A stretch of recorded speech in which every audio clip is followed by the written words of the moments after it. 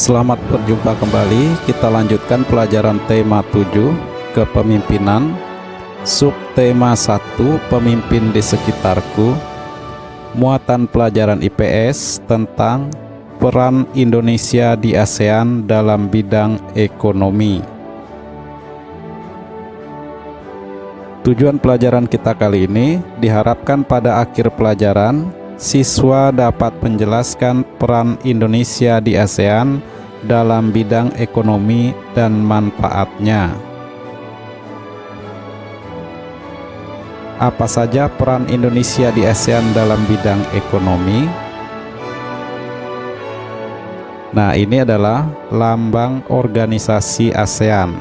ASEAN itu adalah organisasi negara-negara yang berada di kawasan Asia Tenggara. Nah, ini adalah lambangnya.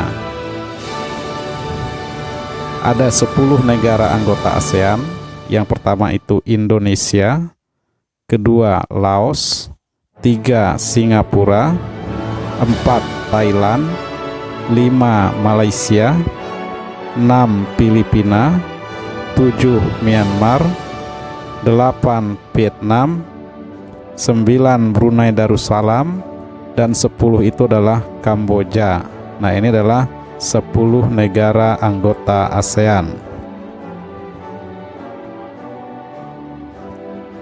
Dalam kerjasama ASEAN di bidang ekonomi, Indonesia itu berperan sebagai produsen, distributor, dan konsumen.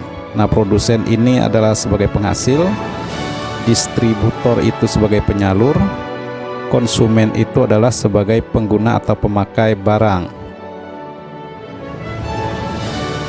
Peran Indonesia sebagai produsen adalah menghasilkan berbagai barang-barang kebutuhan masyarakat Indonesia dan negara ASEAN lainnya.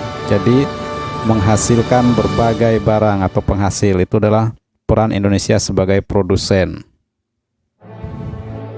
Sedangkan peran Indonesia sebagai distributor itu adalah menyalurkan berbagai barang-barang tersebut kepada negara-negara ASEAN.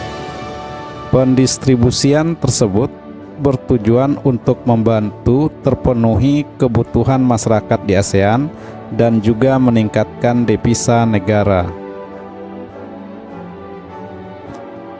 Peran Indonesia sebagai konsumen adalah membeli berbagai hasil produksi negara lain. Nah, peran ini diwujudkan dalam kegiatan impor barang. Impor itu artinya membeli barang dari luar negeri. Nah, ini termasuk impor ini termasuk peran sebagai konsumen. Apa saja bentuk kerjasama Indonesia di ASEAN dalam bidang ekonomi? Peran Indonesia dalam ASEAN diwujudkan dalam bentuk kerjasama sebagai berikut. Yang pertama, menerapkan tarif khusus terhadap barang dan jasa sesama negara ASEAN.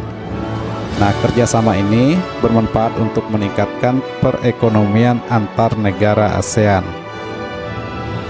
Yang kedua, mendorong penanaman modal di negara-negara ASEAN.